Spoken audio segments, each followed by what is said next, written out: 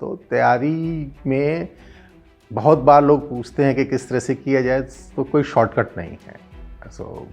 एक चीज़ जो लोगों को ध्यान में रखनी चाहिए कि देयर इज़ नो शॉर्टकट। मेहनत करनी पड़ेगी और उतनी पढ़ाई करनी पड़ेगी।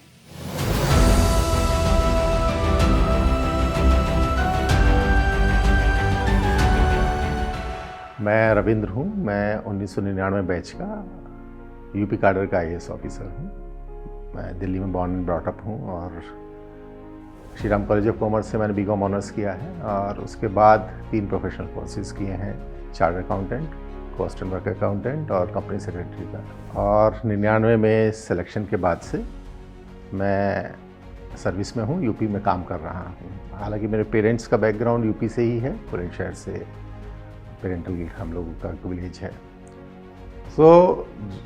मैंने जो स्कूलिंग की है वो श्रीनगर में जो 2 स्कूलों से की है। एक वहाँ पे नगर पालिका का प्राथमिक विद्यालय था, उससे कक्षा 5 तक की पढ़ाई की है।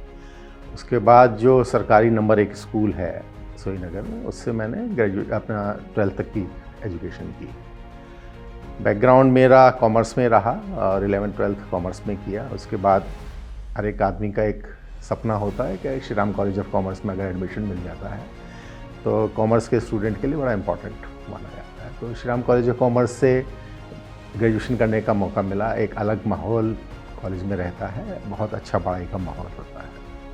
और इनिशियल स्टेज पे क्योंकि दिल्ली में ही बॉर्न एंड ब्रॉट अप हूँ, तो एडमिनिस्ट्रेटिव सर्विसेज की ओर उस तरह का रुचि नहीं थी।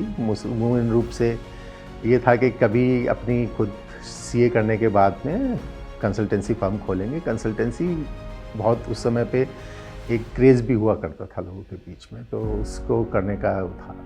क्योंकि पेरेंट्स बुलंदशहर के बैकग्राउंड के थे और उनकी इच्छा थी कि मैं सिविल सर्विसेज की तैयारी करूं, उसका एग्ज़ाम दूं। तो अनमने रूप से शुरू किया, बट देन फिर सिविल सर्विसेज के एग्ज़ाम्स दिए। इमीडिएटली ग्रेजुएशन के बाद क्योंकि एग्ज़ाम्स वगैरह होते हैं, बट मैंने उस समय पे सीए के लिए ज्वाइन कर रखा था। एंड सीए में articleship is a compulsory component और 3 साल की आर्टिकलशिप होती है। तो काम के साथ साथ ही जो भी है उसमें पढ़ाई करनी होती है। बट सीए क्योंकि एक बड़ा एक्सटेंसिव कोर्स है, अच्छी पढ़ाई, काफ़ी डिटेल में पढ़ाई होती है, तो उसने काफ़ी सपोर्ट मुझे इसमें किया, जानकारी भी की। और नॉर्मली जो कॉमर्स वाले हैं वो या तो पब्लिक एडमिनिस्ट्रेशन सब्जेक्ट लेते हैं, बट मेरे को थोड़ा सा उसमें रुचि नहीं थी। तो मैंने ये देखते हुए कि काफ़ी कुछ कोर्स जो लॉ का था उस समय पे, वो सीए में या बाकी जो मेरे कोर्सेज थे उसमें कवर हो रहा है, तो लॉ को मैंने सेकंड पेपर के रूप में चॉइस किया था। तो एक कॉमर्स था और एक लॉ था। कुछ एरियाज़ थे जिनको नया कवर करना था और उसमें एक इंटरनेशनल लॉ था, and that was a totally new subject. तो वो पहली बार में उसकी तैयारी उतनी अच्छी नहीं थी and I left 1 question out. So हालांकि इंटरव्यू मैंने 3 बार में तीनों बार दिया और सीए के साथ साथ उसकी मैंने पढ़ाई की। थोड़ी सी समस्या उसमें एग्ज़ाम्स के लिए छुट्टी लेने के लिए आती थी, क्योंकि हमको अपने सीए के एग्ज़ाम के लिए भी छुट्टी लेनी पड़ती थी, which again was a very extensive course, तो लंबी छुट्टी लेनी पड़ती थी।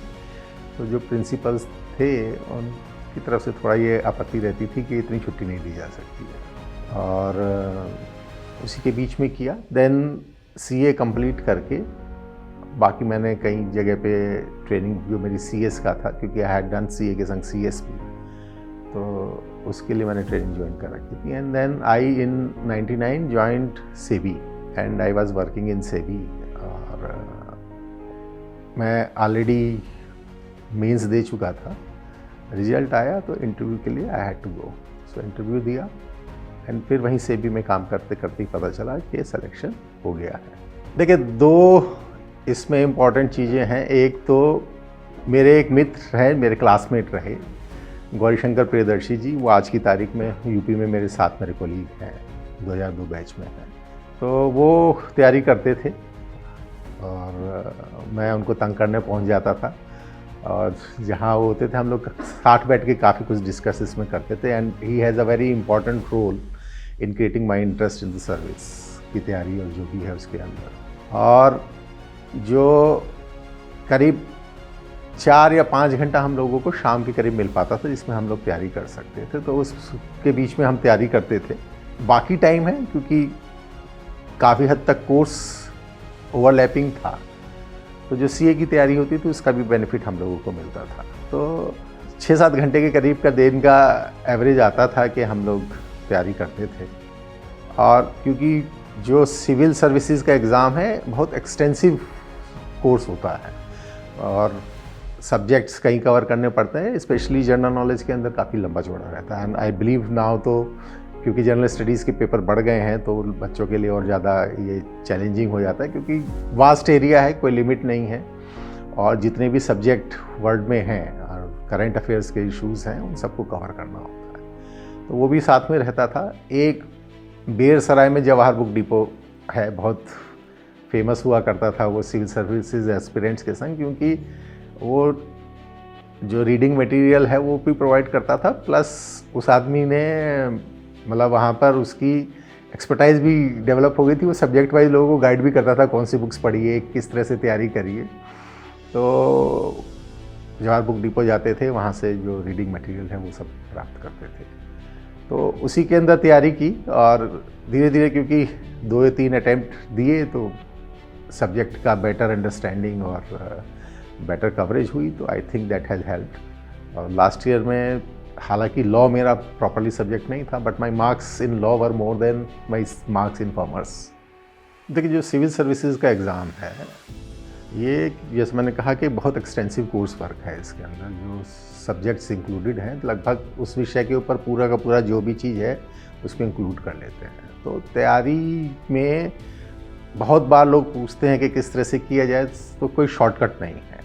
सो एक चीज़ जो लोगों को ध्यान में रखनी चाहिए कि देयर इज़ नो शॉर्टकट। मेहनत करनी पड़ेगी और उतनी पढ़ाई करनी पड़ेगी, सब कुछ कवर करना है, क्योंकि एग्ज़ाम में क्वेश्चन कहाँ से पिकअप होगा वो आप, हालांकि पुराने जो पेपर्स हैं वो हेल्प करते हैं, बट आप ये नहीं कह सकते कि यही चीज़ों पे क्वेश्चन आएगा, ये नहीं आएगा। फिर जो बहुत सी चीज़ें ऐसी हैं, मैं लगभग उस समय तक जब तक मैंने दिया 2 प्रोफेशनल कोर्सेज कॉमर्स के भी कर चुका था, बट जो कोर्स यूपीएससी के लिए कवर हो रहा था वो उससे ज़्यादा एक्सटेंसिव था। जो मास्टर्स के अंदर आई बिलीव वो चीज़ें जो कवर की जाती थी वो हम लोगों के सी और आईसीडब्ल्यू में भी कवर नहीं हुई थी। तो उस एंगल से एक तो मेहनत बहुत करनी है, आपको पूरा का पूरा ये आइडेंटिफाई करके कि कोर्स क्या है उस हिसाब से तैयारी करनी है। हमारे टाइम में बेनिफिट ये था कि 2 सब्जेक्ट्स थे, सो दोनों में आप तैयारी करके कर सकते थे। आज की तारीख में यही काम जनरल स्टडीज़ के लिए भी करना पड़ेगा कि पुराने पेपर्स को देख के एक ट्रेंड पता चलता है कि किस तरह के क्वेश्चंस आ रहे हैं और उसके बाद फिर कितना कोर्स कवर करना है, किस किस चीज़ को कवर करना है, उसको आइडेंटिफाई करके छोटे छोटे कंपोनेंट्स में बांटना पड़ेगा कि how you are going to cover it. और you have to target it in a way कि आपको एग्ज़ाम से पहले तक पूरा कोर्स आप कवर कर लें सिग्निफिकेंटली और आपको एक अंडरस्टैंडिंग हर एक सब्जेक्ट की आ जाए। Even if you don't have a deep understanding of the subject, at least broad understanding subject की होनी चाहिए। एंड सर्विस के लिए भी वो बड़ा इंपॉर्टेंट है, क्योंकि हम जितने विषयों से यहाँ डील करते हैं उसके अंदर वो एक ब्रॉड अंडरस्टैंडिंग आने वाला जो चीज़ है वो रिक्वायर्ड रहती है। क्योंकि सर्विस के अंदर भी ऐसा नहीं है कि हम किसी एक ही विषय पर काम करते रहेंगे, हर एक डिपार्टमेंट में जाने की इक्वल वो होती है प्रोबेबिलिटी, और उसके अंदर आपको उस डिपार्टमेंट के काम को देन बहुत जल्दी पिकअप करना होता है। तो ये अगर आपका टेम्परामेंट है तो then that helps you in the service also. देखिए, मेरे लिए तो उल्टा था, क्योंकि रिज़ल्ट आना था, but that time I was in SEBI in Mumbai. तो बेसिकली फैमिली वालों ने मुझे बताया कि हाँ हो गया है, और उसके बाद क्योंकि सर्विस इमीडिएटली पता नहीं चलती कौन सी होती है, तो थोड़ा सा स्पेकुलेशन था माइंड में कि क्या सर्विस मिलेगी। बट क्योंकि लंबे समय से ट्राई कर रहे थे तो ऑब्वियसली एक रिलीफ टाइप का फील होता है कि हाँ, मतलब जो अचीव करना चाहे तो अचीव हो गया है। सर्विस के बारे में क्योंकि बहुत ज़्यादा आइडिया नहीं था कि क्या किस तरह से अनफोल्ड होगा, लेकिन एक सेटिस्फेक्शन मन में आता है कि हाँ, ये चीज़ अचीव कर ली है और जिस चीज़ के लिए इतने लंबे समय से मेहनत कर रहे थे वो प्राप्त हुआ है।